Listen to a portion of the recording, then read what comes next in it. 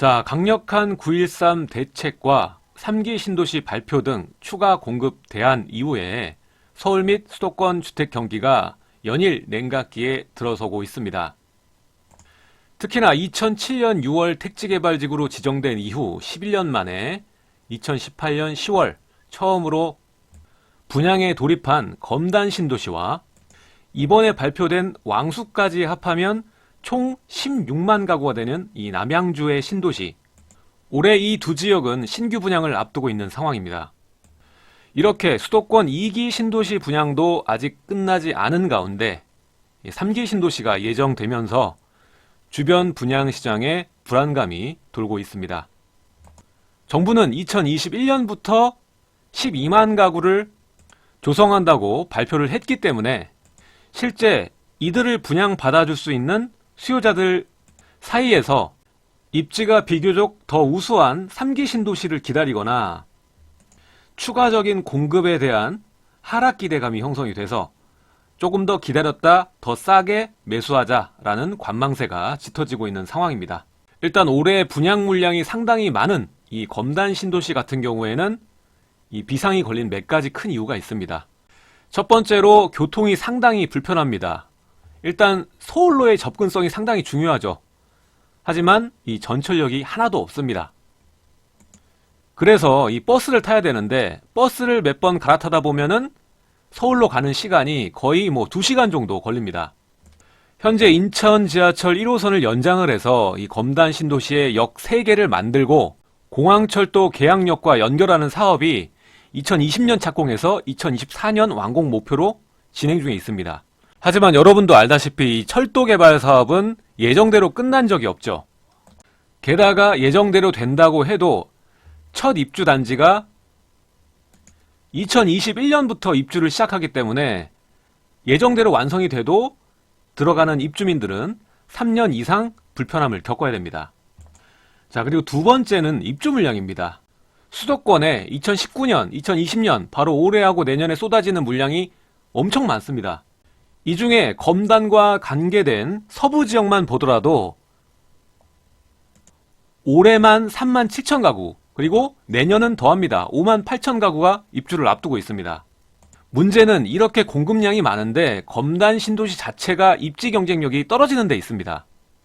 거기에다가 이번에 발표한 3기 신도시 계양 테크노밸리 같은 경우에는 검단보다 서울에서 더 가깝고 자족 용지까지 갖추고 있기 때문에 수요자들 입장에서는 관망세를 유지할 수밖에 없다라고 풀이가 됩니다. 자, 이러한 가운데 검단이 본격적인 신규 분양이 시작이 됩니다. 올해만 하더라도 약 1만 가구 정도가 예정돼 있고요. 문제는 뭐냐면 주택법 시행령이 개정이 돼서 이제는 비조정지역 공공택지의 전매 기간이 1년에서 3년으로 늘어났습니다. 그렇게 되면서 사실상 이 비조정지역의 메리트 자체가 사라진 거거든요. 이제 검단 신도시 우미린 더 퍼스트, 검단 신도시 한신 더 휴, 이게 9일부터 청약이 이루어지는데 이 청약 결과를 보면 검단 신도시의 미래가 보이겠죠. 현재 검단 신도시 평균 분양가 보면은 김포 한강 신도시보다도 비싼 편입니다. 그렇기 때문에 입지도 떨어지고 가격도 비싼 편이라서 앞으로도 선택을 받기는 좀 힘들다. 현재 이 검단 마전역에 있는 피오레 대주 1차, 이거 같은 경우 지금 30평대 기준 보면 매매가가 2억 7, 8천대고 전세가가 2억 2천대거든요. 근데 10월에 분양했던 검단 호반 베르디움이 4억 7백이었습니다. 유승 한내들 같은 경우에는 3억 9,690만 원이었는데 미분양이 났죠. 그렇기 때문에 앞으로 신규 분양 물건은 분양가를 대폭 낮추지 않는 이상은 미분양이 속출할 수밖에 없을 것이라고 예상이 됩니다. 특히나 이 3기 신도시까지 발표된 마당에 이 검단 신도시는 서울의 주택 수요를 분산시키는 역할은 못합니다. 정말 아이러니하게도 이 검단 같은 경우에는 3기 신도시 계양 테크노밸리가 지금 당장은 악재로 작용하지만 서울의 대체 주거지의 후보지에서 많이 밀리는 신도시이기 때문에 3기 신도시의 자족 용지를 함께 나누는 방향으로 가는 게 좋은 코스라고 보여집니다. 예를 들어 이 분당 같은 경우에도 옆에 판교 테크노밸리가 생기면서 시너지가 생겼죠. 자, 정리를 해보자면 이 3기 계양 테크노밸리는 바로 옆에 있는 검단과 김포 한신에 어떤 영향을 줄 것인가. 첫 번째, 이 검단과 김포가 인접해 있긴 하지만 이 김포는 한강선을 통해서 이 마곡과의 연결점이 형성돼 있고요. 계양 자체는 이 검단과의 인접성이 높은 지역이기 때문에 검단에 큰 영향을 줄 수밖에 없다. 특히나 입주 예정 물량 자체가 이 검단 신도시 계획 인구가 7만 5천 명이지 않습니까? 그렇기 때문에 이 계양 테크노밸리는 악재라기보다는 호재로 보는 편이 더 낫다. 어차피 이 계양 테크노밸리가 없어도 굉장히 힘든 상황이에요. 검단은 이 단기간의 공급 과잉 문제는 피할 수가 없습니다. 결국 예정대로 이 3기 신도시 계양 테크노밸리가 완성이 된다면 장기적으로 자리를 잡을 겁니다. 검단도 자리 잡을 거고 계양도 자리 잡을 거예요. 하지만 지금 당장 문제는 바로 이 미분양, 공급 과잉, 그리고 입지면에서 이 계양 테크노밸리가 검단보다 훨씬 더 낮기 때문에 이 대기 수요자들이 좀 더 기다려서 3기 신도시 계양에 들어가야겠다라고 생각하는 분들이 꽤 있을 겁니다. 문제는 뭐냐면 정부에서 2021년부터 입주가 시작된다고 말을 했기 때문에 지금으로부터 딱 2년만 기다리면 들어갈 수 있다는 얘기죠. 아마 분양도 2021년에 하기 어려울 겁니다. 좀 더 걸릴 거예요. 그럼에도 불구하고 발표가 이미 그렇게 났기 때문에 조금만 기다리면 더 좋은 입지를 내가 분양받을 수 있겠구나 라고 생각하는 대기 수요가 생길 거예요. 그런데 이 3기 신도시 기다리는 분들은 꼭 아셔야 될 게 있어요. 이게 빠르게 분양이 되지 않습니다. 정부의 말대로 2021년에 분양되지 않습니다. 보통 이 신도시 만들 때는 토지 수용에만 엄청난 시간이 걸려요. 이게 빨리 된다고 가정을 해도 지금부터 한 5년 정도는 있어야 이 분양이 된다고 봐야 됩니다. 그러면 지금으로부터 5년 뒤죠. 5년 뒤면 화폐 가치도 떨어졌을 거고 물가도 많이 올라갔을 겁니다. 당연히 땅값도 올라가 있겠죠. 5년 뒤면 아마 운전을 안 해도 될 거예요. 자율운전 다 돼가지고. 그때 이제 신도시 분양받는다고 하면 과연 여러분들이 싸게 분양받은 걸까요? 저는 개인적으로 본인이 능력이 되는데 굳이 3기 신도시를 기다리는 건 굉장히 위험한 일이라고 생각을 합니다. 그렇다고 해서 검단 신도시 나오는 거 뭐 사라 뭐 이런 얘기는 아닙니다. 자, 다음은 이 남양주입니다. 남양주는 거대해지죠. 왕수까지 이제 합치면 16만의 도시가 됩니다. 일단 여기도 신규 분양을 앞두고 있습니다. 2월 달에 바로 다음 달이죠. 남양주 더샵 퍼스트시티를 시작으로 이 진주 재건축 그리고 덕소 2구역하고 7구역 뭐 2,000세대 정도 분양을 예정하고 있습니다.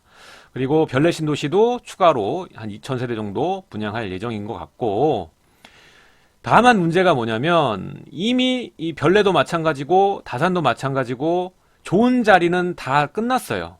이제 앞으로 분양하는 것들은 입지가 상대적으로 좀 떨어지는 데 분양을 한단 말이에요. 일단 먼저 이 남양주 더샵 퍼스트시티만 해도 거의 뭐 남양주의 끝입니다.